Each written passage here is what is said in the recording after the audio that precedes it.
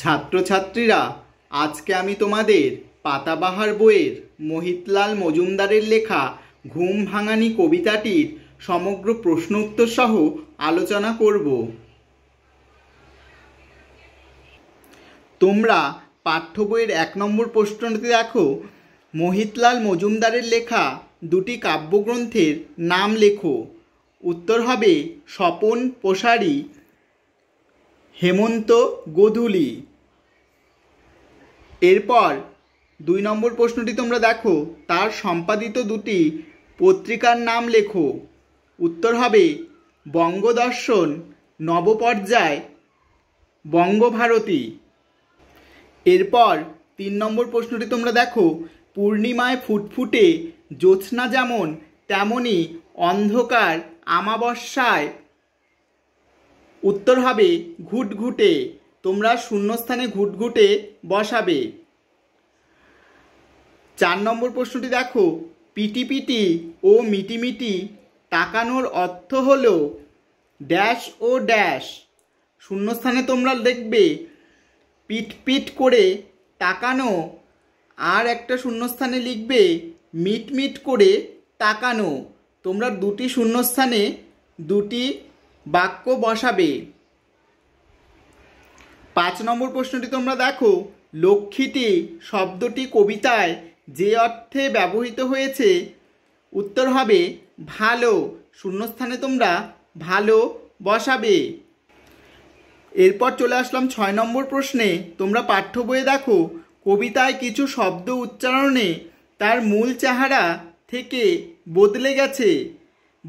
বদলে যাওয়া চেহারার পাশাপাশি মূল শব্দগুলি লেখো। এখানে দেখো, প্রথমে আছে জ্যোৎস্না, এটা হবে জ্যোৎস্না। তারপরে রয়েছে আবছায়, এটা হবে আবছায়।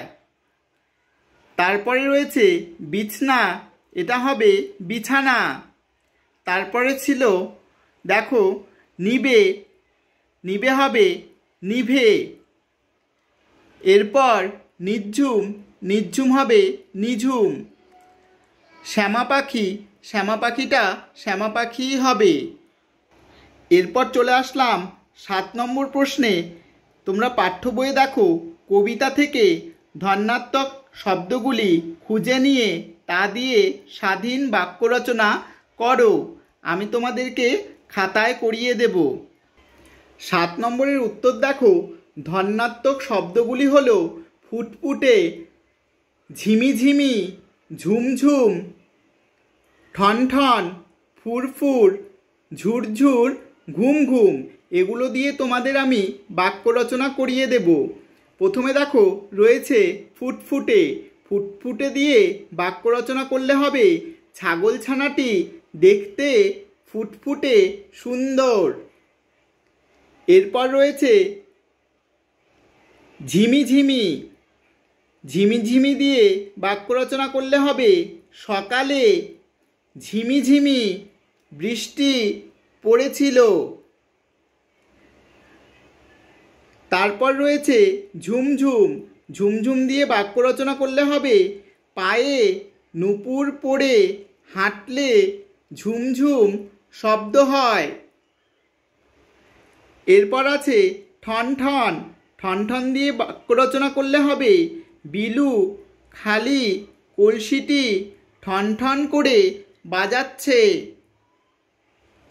এরপর রয়েছে পিটিপিটি। পিটিপিটি দিয়ে বাক্য রচনা করলে হবে, কুকুর ছানাটি পিটিপিটি করে দেখছে। এরপর আছে মিটিমিটি। মিটিমিটি দিয়ে বাক্য রচনা করলে হবে, আকাশে তারাগুলি মিটিমিটি করে জ্বলছে। এরপর আছে ফুরফুর। ফুরফুর দিয়ে বাক্য রচনা করলে হবে, বাইরে ফুরফুর করে বাতাস বইছে। এরপর আছে ঝুরঝুর। ঝুরঝুর দিয়ে বাক্য রচনা করলে হবে, দেওয়াল থেকে বালি খসে ঝুরঝুর করে পড়ছে। এরপর আছে ঘুম ঘুম। ঘুম ঘুম দিয়ে বাক্য রচনা করলে হবে, যদু গতকাল রাত জেগে আজ তার ঘুম ঘুম পাচ্ছে। এগুলি তোমরা এভাবে করে নেবে। এরপর চলে আসলাম 8 নম্বর প্রশ্নে। তোমরা পাঠ্য বইয়ে দেখো, নিচের প্রশ্নগুলির একটি বাক্যে উত্তর দাও। নিচের প্রশ্নগুলো দেওয়া রয়েছে, সেগুলো আমি তোমাদেরকে খাতায় লিখিয়ে দেব। 8-এর 1 নম্বর প্রশ্নটি তোমরা পাঠ্য বইয়ে দেখো, কবিতায় কোন ঋতুর কথা রয়েছে? উত্তর হবে বসন্ত ঋতুর কথা রয়েছে। 8-এর 2 নম্বর প্রশ্নটি তোমরা দেখো, গান গেয়ে কারা ডাকে? উত্তর হবে ঘুম ভাঙানি বনের পাখিরা ডাকে। 8-এর 3 নম্বর প্রশ্নটি তোমরা দেখো, জানালায় মুখ বাড়িয়ে বাইরে কি দেখা গেল? উত্তর হবে চাঁদের ফুটফুটে আলোয় চারিদিক ভরে গেছে। এই জ্যোৎস্নায় সবুজ পাতাগুলি যেন রূপলি আলোয় স্নান করেছে মনে হচ্ছিল। 8-এর 4 নম্বর প্রশ্নটি তোমরা দেখো, পাতাগুলোকে রূপলি লাগছে কেন? উত্তর হবে পূর্ণিমার রাত্রে চাঁদের জ্যোৎস্নার সাদা আলো সবুজ গাছের পাতাগুলিতে পড়ায় পাতাগুলিকে রূপলি লাগছে। 8-এর 5 নম্বর প্রশ্নটি তোমরা দেখো, ওগো শোনো কান পেতে, কান পাতলে কি শোনা যাবে? উত্তর হবে ঘুম ভাঙানিদের গান শোনা যাবে। 8-এর 6 নম্বর প্রশ্নটি তোমরা দেখো, চুপি চুপি ভয়ে ভয়ে কবিতার কথক কোন কাজ করতে চায়? উত্তর হবে জুতো মোজা পায়ে পরে মাথা হেঁট করে ঘুম ভাঙানি ও পরিদের সন্ধানে যেতে চায়। 8-এর 7 নম্বর প্রশ্নটি তোমরা দেখো, তার উদ্দেশ্য সফল হলো কি? উত্তর হবে না, কথকের উদ্দেশ্য সফল হয়নি। তিনি যেই জুতো মোজা পায়ে দিয়ে বেরোয় ঠিক তখনই সমস্ত রোশনাই নিভে যায়। পরী ও ঘুম ভাঙানির দল হারিয়ে যায়, তাদের গান বন্ধ হয়ে যায়। এরপর চলে আসলাম 9 নম্বর প্রশ্নে। তোমরা পাঠ্য বইয়ে দেখো, ভিজে জবজবের মতো আর কোন কোন শব্দ পাশাপাশি পাতায় লিখতে পারো তা কবিতাটি থেকে খুঁজে নিয়ে লেখো। আমি তোমাদেরকে করিয়ে দেব। 9 নম্বরের উত্তর দেখো, ফুটফুটে জ্যোৎস্না চায় মিটিমিটি ঝকঝকে পল্টন বাতাসের ঝুরঝুর বনভূমি নিঝুম গায়ে গায়ে ঠন ঠন ঘোর ঘোর এই এই আলো ইত্যাদি। এরপর চলে আসলাম 10 নম্বর প্রশ্নে। নিচের পংক্তিগুলিতে বনে বনে বনে শব্দ তিনটি উচ্চারণে এক হলেও অর্থে আলাদা। এই তিনটি শব্দের অর্থ লেখো এবং তা দিয়ে বাক্য রচনা করো। আমি তোমাদেরকে খাতায় করিয়ে দেব। 10 নম্বরের উত্তর দেখো, প্রথমে বনে রয়েছে, বনে শব্দটির অর্থ হলো জঙ্গলে। এটা দিয়ে আমি বাক্য রচনা করে দেব। বনে জন্তু জানোয়ার থাকে। এরপর বনে, বনে অর্থে এখানে গাথা বুঝিয়েছি, এখানে তোমরা সেই অর্থ দিয়েই বাক্য রচনা করবে। সীমা রোজ ফুলের মালা বনে। 11 নম্বর প্রশ্নটি তোমরা দেখো, এরপর আছে বনে। বনে অর্থে এখানে ভগিনী অর্থাৎ বোন অর্থে ব্যবহৃত হয়েছে। এটা দিয়ে বাক্য রচনা করলে হবে রমাদের বনে বনে খুব মিল। তোমরা এভাবে করবে। এরপর 11 নম্বর প্রশ্নটি তোমরা পাঠ্য বইয়ে দেখো। গায়, চায়, বাঁশি, নায়, ঘোর, সুর এই শব্দগুলিকে দুটি অর্থে ব্যবহার করে আলাদা আলাদা বাক্য লেখো। আমি তোমাদেরকে করিয়ে দেব। 11 নম্বরের উত্তর দেখো। প্রথমে রয়েছে গায়। গায় মানে গান করা অর্থে এখানে বোঝানো হয়েছে। এটা দিয়ে বাক্য রচনা করলে হবে বিথি খুব সুন্দর গান গায়। আরেকটা গায় অর্থে শরীর বোঝানো হয়েছে। এটা দিয়ে বাক্য রচনা করলে হবে কৃষকরা সারাদিন গায়ে খেটে পরিশ্রম করে। এরপর রয়েছে চায়। চায় অর্থে এখানে তাকানো বোঝানো হয়েছে। এটা দিয়ে বাক্য রচনা করলে হবে শিশুটি তার মায়ের দিকে চেয়ে আছে। এরপর চায় অর্থে চাওয়া বোঝানো হয়েছে। রতন বিমলের কাছে টাকা ধার চায়। এরপর বাঁশি। বাঁশি অর্থে এখানে টাটকা নয় বোঝানো হয়েছে। এটা দিয়ে বাক্য রচনা করলে হবে বাসি খাবার খাওয়া উচিত নয়। এরপর বাসি অর্থে বোঝানো হয়েছে ধুয়ে পরিষ্কার করা। এটি দিয়ে বাক্য রচনা করলে হবে ধোপা জামা কাপড় বাসি করে দেয়। এরপর আছে নায়। নায় অর্থে এখানে স্নান করা বোঝানো হয়েছে। এটি দিয়ে বাক্য রচনা করলে হবে নীলু রোজ নদীতে গিয়ে নায়। এরপর রয়েছে নায়। এখানে নায় অর্থে নৌকা বোঝানো হয়েছে। এটি দিয়ে বাক্য রচনা করলে হবে নায়ে চড়ে আমরা নদী পার হলাম। এরপর রয়েছে ঘোর। ঘোর অর্থে এখানে অন্ধকার বোঝানো হয়েছে।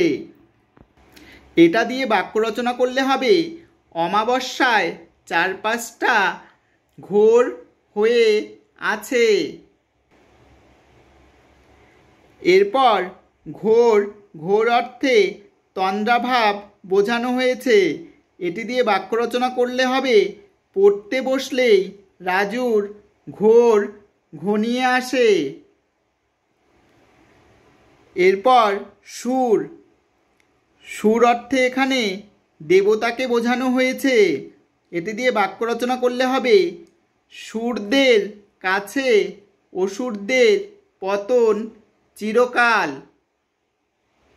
এরপর সুর অর্থে বোঝানো হয়েছে গানের স্বর।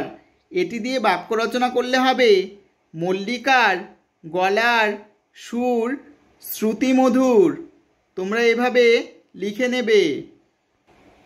12 নম্বর প্রশ্নটি তোমরা পাঠ্য বইয়ে দেখো। নিচের প্রশ্নগুলির উত্তর নিজের ভাষায় লেখো।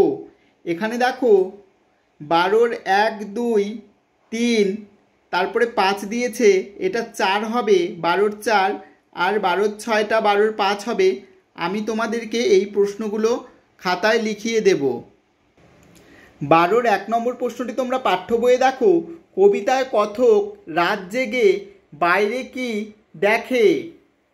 উত্তর হবে কথক রাত জেগে বাইরে দেখে বনের মধ্যে কারা যেন গান গেয়ে বনের রাতের সৌন্দর্য দেখার জন্য তাকে আহ্বান জানাচ্ছে ও সেখানকার সৌন্দর্যের কথা তাকে শোনাচ্ছে। সে জানালায় মুখ দিয়ে দেখে যে জ্যোৎস্নার সাদা আলোয় গাছের সবুজ পাতাগুলো সব রূপলি বর্ণের হয়ে গেছে। 12-র 2 নম্বর প্রশ্নটি তোমরা দেখো। কবিতায় বর্ণিত বনভূমি নির্ঝুম কেন? উত্তর হবে ফাল্গুন মাসের জ্যোৎস্নালোকের মধ্যে সকলেই নিদ্রামগ্ন, সেই সঙ্গে আলোর পরিমাণ বেশি থাকায় নিশাচর পাখি বা পশুরা বেরোনোর সাহস পায়নি। এসব কারণেই বনভূমি নির্ঝুম। 12 3 নম্বর প্রশ্নটি তোমরা দেখো, মোরা আছি গানে মেতে। এখানে মোরা বলতে কাদের কথা বলা হয়েছে? তারা গান গেয়ে কি বলেছিল? উত্তর হবে মোরা বলতে এখানে জোনাকি পোকাদের কথা বলা হয়েছে।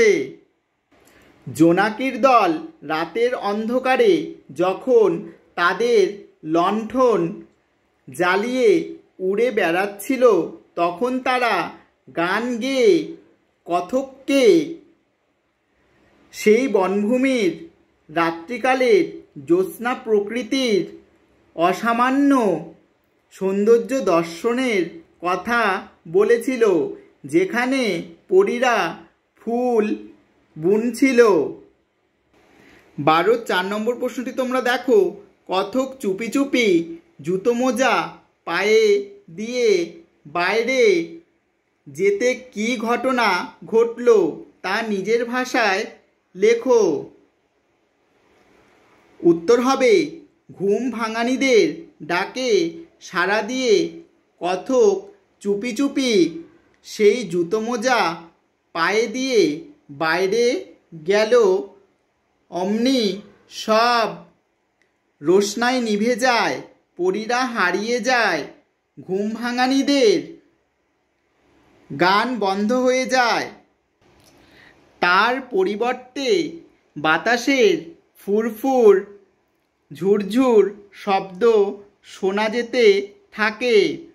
বাইরেটা ফ্যাকাশে হয়ে যায়, বোঝা যায় এতক্ষণ একটা শ্যামা পাখি তার ডানায় শিশির মেখে ভোরের অপেক্ষায় ডাকাডাকি করছিল। 12 5 নম্বর প্রশ্নটি তোমরা দেখো, এমনই কোনো এক জ্যোৎস্না রাতে জানালা দিয়ে চাঁদের আলো এসে তোমার বিছানায় পড়ছে, তোমার ঘুম আসছে না। এই জ্যোৎস্না রাতে তোমার নিজের অভিজ্ঞতা সম্পর্কে তুমি কয়েকটি বাক্য লেখো।